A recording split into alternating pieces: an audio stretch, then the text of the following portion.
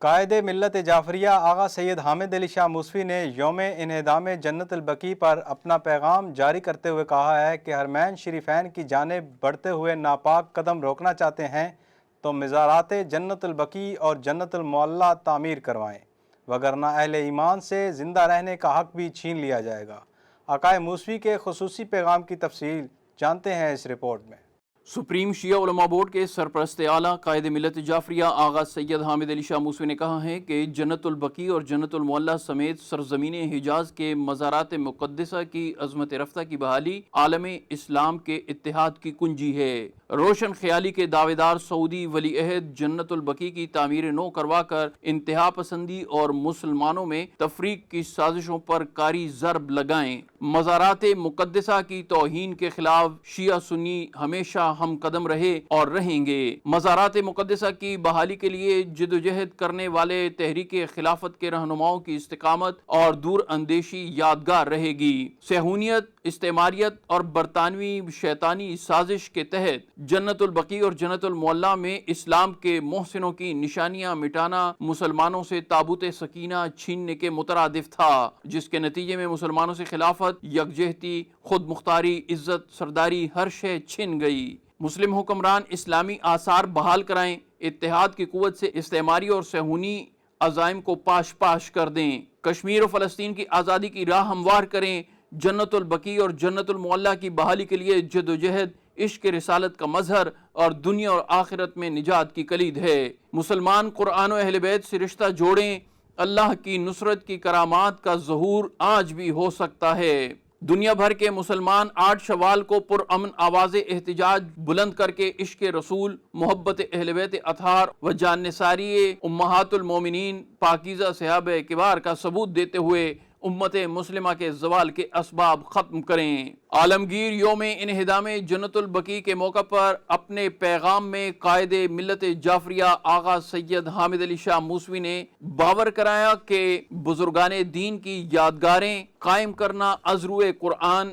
حکم خداوندی ہے۔ قرآن کی سورہ کہف گواہ ہے کہ جب لوگ اصحاب کہف کے بارے میں جھگڑنے لگے، پھر کہا کہ ان کے اوپر بطور یادگار کوئی عمارت بنوا دو۔ ان کا پروردگار ان کے حال سے خوب واقف ہے۔ جن کی رائے غالب آئی، انہوں نے کہا کہ ہم یہاں اصحاب کہف کی غار کے مقام کے اوپر ایک مسجد بنائیں گے، گویا مسجد کی عمارت ہی اصحاب کہف کی یادگار باقی رکھنے کا وسیلہ ٹھہری۔ آغا سید حامد علی شاہ موسوی نے کہا کہ جنت البقیع اور جنت المعلیٰ کی مسماری سے شہ پا کر ہی شیطانی قوتوں نے سرزمین انبیاء فلسطین پر صہیونیت کا خنجر پیوست کیا۔ اسی سبب پوری دنیا میں صحابہ اور اہل بیت امہات المومنین اولیاء کے مزارات کی بے حرمتی کا دروازہ کھل گیا اور امت مسلمہ قبلہ اول سے بھی محروم کر دی گئی۔ انہوں نے کہا کہ جنت البقیع اور جنت المعلیٰ میں رسول خدا کے آباء و اجداد حضرت عبداللہ، حضرت آمنہ، حضرت ابو طالب، امہات المومنین حضرت خدیجۃ الکبریٰ، حضرت عائشہ، حضرت حفصہ،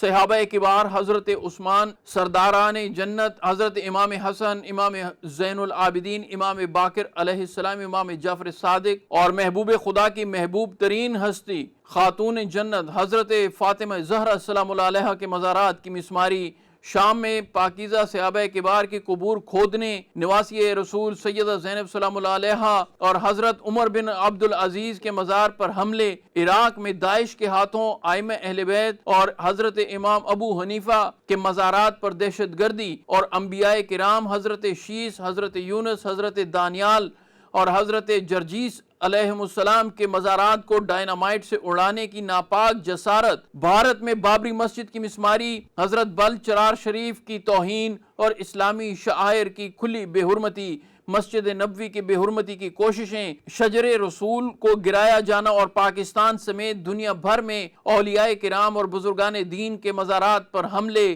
ایک ہی سازش کی کڑیاں تھیں۔ 8 شوال کا سیاہ دن عالم اسلام کو جھنجھوڑ رہا ہے کہ مسلم حکمرانوں اور عالمی اداروں کو خواب غفلت سے بیدار کریں، اسلام کی توقیر کی نشانیوں کی پامالی کو رکوائیں اور جو مقدس مقامات مسمار کر دیے گئے ہیں ان کی عظمت رفتہ بحال کرائیں۔ مسجد اقصی کو روندنے والے صہیونی درندوں اور دنیا بھر میں انبیاء کرام مشاہیر اسلام کی نشانیوں کو نقصان پہنچانے والے دہشت گردوں کے حرمین شریفین کی جانب بڑھنے والے ناپاک قدموں کو روکیں۔ آغا سید حامد علی شاہ موسوی نے واضح کیا کہ اگر اہل ایمان نے اپنی ذمہ داریوں کا ادراک نہ کیا یا کشمیر کی بازیابی تو دور کی بات، روئے زمین پر ان سے زندہ رہنے کا حق بھی چھین لیا جائے گا، کیونکہ جو قوم ورثے سے محروم کر دی جائے بے نام و نشان ہو جاتی ہے۔